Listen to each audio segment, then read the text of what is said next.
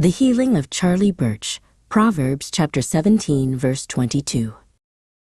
In the heart of a small Appalachian town, nestled between misty mountains and winding creeks, lived an old man named Charlie Bertsch.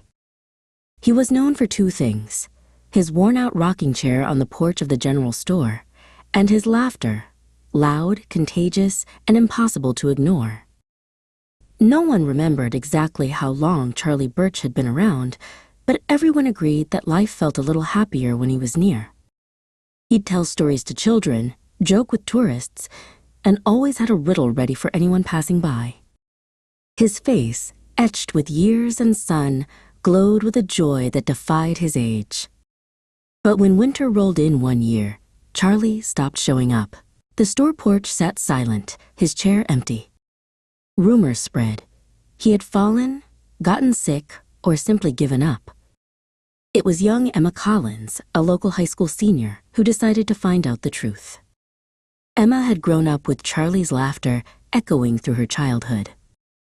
She remembered how he'd once quoted the old proverb, "A joyful heart is good medicine, but a crushed spirit dries up the bones."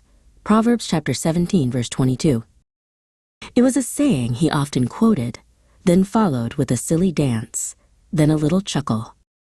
She never understood the depth of his words, until now.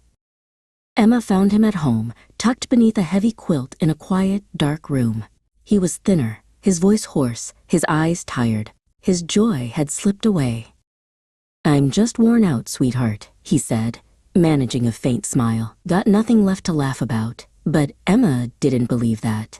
She returned the next day with her little brother, who had drawn a cartoon of old Charlie riding a llama. The old man snickered.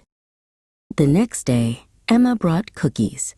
The day after that, her high school choir came to sing on his porch. By the end of the week, someone had brought his rocking chair back to its rightful place. Slowly, Charlie began to laugh again. He told a new story, then another. He played his harmonica on the porch as if no time had passed. The townspeople came in droves, not just to hear him, but to be with him. His joy was medicine, not just for him, but for the whole village.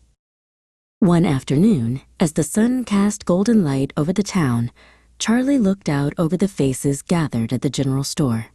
"You know," he said, "I once told a young girl that a joyful heart is good medicine, but a crushed spirit dries up the bones.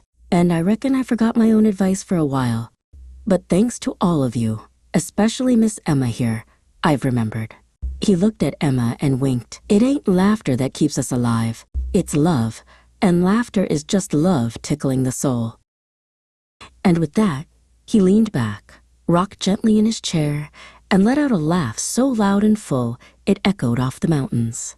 From that day on, whenever anyone in town felt the weight of life pressing too hard, they'd head to the porch, sit beside Charlie, and let their hearts be healed one joyful laugh at a time.